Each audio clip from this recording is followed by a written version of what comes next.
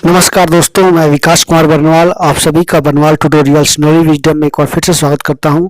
आशा करता हूं कि आप सभी अच्छे होंगे। तो चलिए आज का ये इम्पोर्टेंट सेशन की शुरुआत करते हैं। तो सबसे पहले बता दूं कि ये वीडियो बहुत ही इम्पोर्टेंट है, क्योंकि जिस तरह से भारतीय सेना ने पिछले दिनों या पिछले साल कहा जाए तो जिस तरह से मुकाबला किया था चीनी सैनिकों का, और जो है चीन को मजबूर कर दिया था सैनिकों को कि हथियार डालने का और समझौता करने का। तो उसी को जवाब देने के लिए जो है चीन को जवाब देने के लिए भारत सरकार ने भारतीय स्टार्टअप के साथ मिल करके एक ऐसी पारंपरिक हथियार तैयार की है जो कि अब जो है उसको मुंह तोड़ जवाब दी जाएगी। क्योंकि जिस तरह से भारतीय सेना के साथ जो गद्दारी किया था ना एलएसी पर पीएलए ने, यानी उसने कंटीले तारों के साथ विकेट बैट के साथ हमला किया था, जिसमें भारतीय जवानों की मौत हो गई थी, शहादत देनी पड़ी।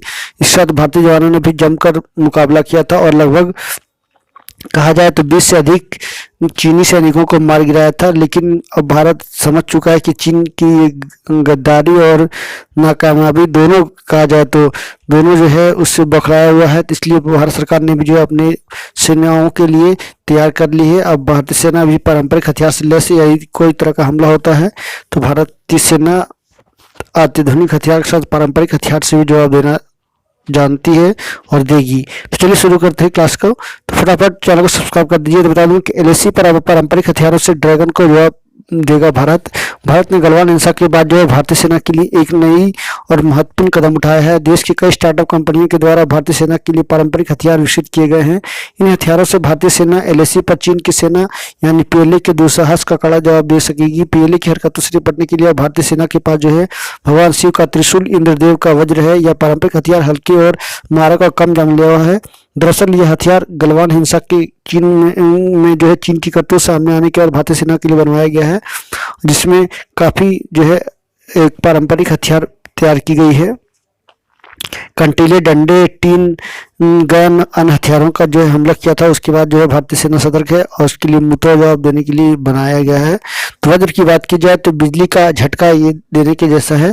कंपनी ने एक मेटल रोड टेसर बनाया है, या लोहे के कंटे या बोल सकते हो तो कांटे लगे डंडा है। इसका नाम वज्र रखा गया है। इस हथियार को इंद्रदेव के वज्र से प्रेरित होकर बनाया गया है। डंडे में लगे कांटों से बिजली का झटका लग सकता है। इसका इस्तेमाल दुश्मन सैनिकों पर आक्रामक रूप से हमला करने में किया जा सकता है। इसमें बुलेट प्रूफ वाहनों को पंचर किया जा सकता है।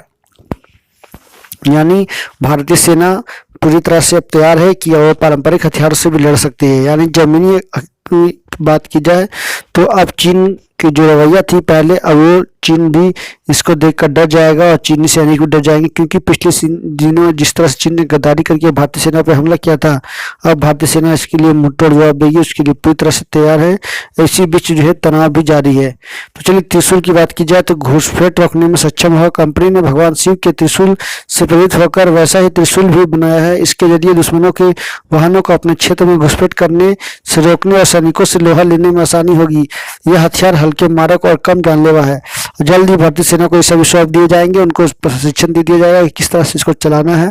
उसके भारतीय सेना भी जो है पारंपरिक हथियारों से लैस हो जाएगी। कोई भी तरह का हमला होता है तो उसका मुंह तोड़ जवाब देगी, ताकि इस तरह का हमला ना हो सके। तो बता दूं कि ये कंपनी जो है ग्रेटर नोएडा की है, जिसका नाम स्टार्टअप कंपनी अपेस्टोरन प्राइवेट लिमिटेड है, जो कि भारतीय सेना के लिए पारंपरिक हथियार विकसित किए हैं। तो खास दस्ताना सैपर पंच इसका नाम रखा गया है। कंपनी ने सुरक्षा बलों के लिए एक खास दस्ताना बनाया है, इसका नाम सैपर पंच है।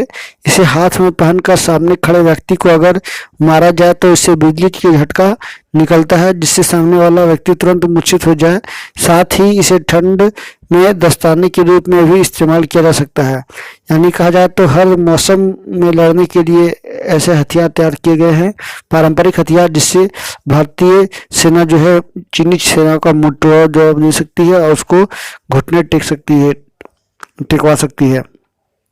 तो अच्छी बात है किस तरह का बहुत जल्दी मिल गया। तो दूसरी बता दूं कि अमेरिकी चेतावनी के बाद भी जो चीन ने जो है चुनौती बढ़ा रखी है, कुछ दिन पुराना है न्यूज है। बता दूं कि जिस तरह से चीन लगातार जो है दक्षिण चीन सागर में के साथ साथ अमेरिका ब्रिटिश के लिए चिंता का विषय बना हुआ है ब्रिटेन के लिए।